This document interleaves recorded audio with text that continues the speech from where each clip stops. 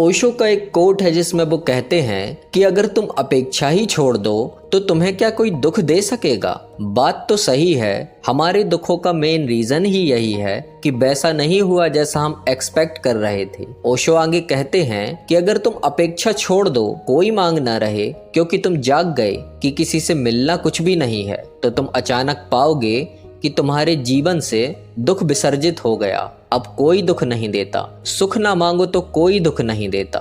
दोस्तों, ये बात बिल्कुल सच है कि हमारे बहुत सारे दुखों का कारण ये अपेक्षा ही है, जिसे हम एक्सपेक्टेशन भी कहते हैं। हमारे दिल और दिमाग में उम्मीदें एक अलग ही जगह बना लेती हैं। हम सोचते हैं कि जो हम चाहते हैं वही होगा। हम दोस्तों, परिवार और यहाँ तक कि खुद से भी उम्मीद रखते हैं कि सब कुछ हमारे अकॉर्डिंग चलेगा। ये उम्मीदें हमें खुशियों की ओर अट्रैक्ट करती हैं, और फिर जब ये उम्मीदें टूटती हैं तो हमें कितना दुख देती हैं। ओशो एक एग्जाम्पल के थ्रू इसे समझाते हुए कहते हैं कि रास्ते पे चलते हुए अगर तुम्हारा रुमाल गिर जाए और कोई अजनबी उठाकर तुम्हें उसे दे दे तो तुम उसे धन्यवाद देते हो, क्योंकि तुम्हारी उस अजनबी से कोई अपेक्षा नहीं थी। अगर वही रुमाल तुम्हारी पत्नी उठाकर दे तो तुम धन्यवाद भी नहीं देते हो, क्योंकि तुम्हारी अपेक्षा थी कि पत्नी उठाकर देगी ही। इसके अपोजिट अगर पत्नी रुमाल उठाकर ना दे तो तुम गुस्सा हो सकते हो। अपेक्षा दुख है। त्याग का अर्थ पत्नी का त्याग नहीं, बच्चों का त्याग नहीं, घर बार का त्याग नहीं। असली त्याग है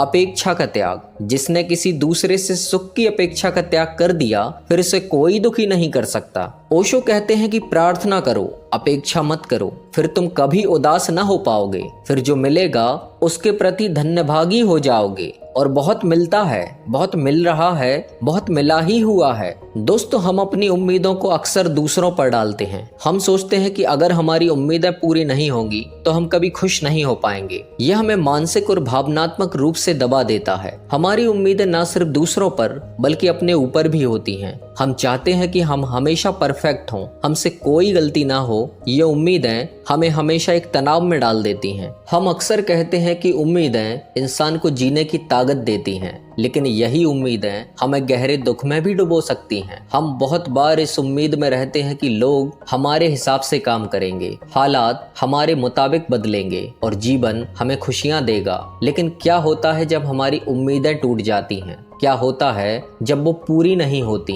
तब हम खुद को और दूसरों को दोषी ठहराने लगते हैं। अगर आप किसी बड़े प्रोजेक्ट पर काम कर रहे हैं और आपको लगता है कि आपको सब कुछ सही करना है, तो जब कुछ गलत हो जाता है तो आप अपने आप में बहुत बुरा महसूस करते हैं। लेकिन ये याद रखें कि जीवन में गलतियां ही हमें सीखने का मौका देती हैं। कभी कभी हम किसी रिश्ते में होते हैं और हमें लगता है कि हमारा पार्टनर हमें खुश रखेगा, हमारी सारी इच्छाएं पूरी करेगा। जब ऐसा नहीं होता तो हमें बहुत बड़ा झटका लगता है। पर क्या हमने कभी ये सोचने की कोशिश की है कि क्या हमारे पार्टनर को हमारी उम्मीदों के दबाव में जीना चाहिए? तो आखिर क्या किया जाए? क्या हमें उम्मीदें छोड़ देनी चाहिए? किसी से कोई अपेक्षा, कोई एक्सपेक्टेशन नहीं रखनी चाहिए। नहीं, उम्मीदें पूरी तरह से छोड़ना सही नहीं होता। उम्मीदें जीवन को एक दिशा देती हैं, लेकिन हमें उम्मीदों के साथ समझदारी और पेशेंस भी रखना होगा। हमें ये समझना होगा कि अगर हमारी उम्मीदें पूरी नहीं होती तो इसका मतलब ये नहीं कि हमारा जीवन खत्म हो गया। हमें अपनी खुशी का जिम्मा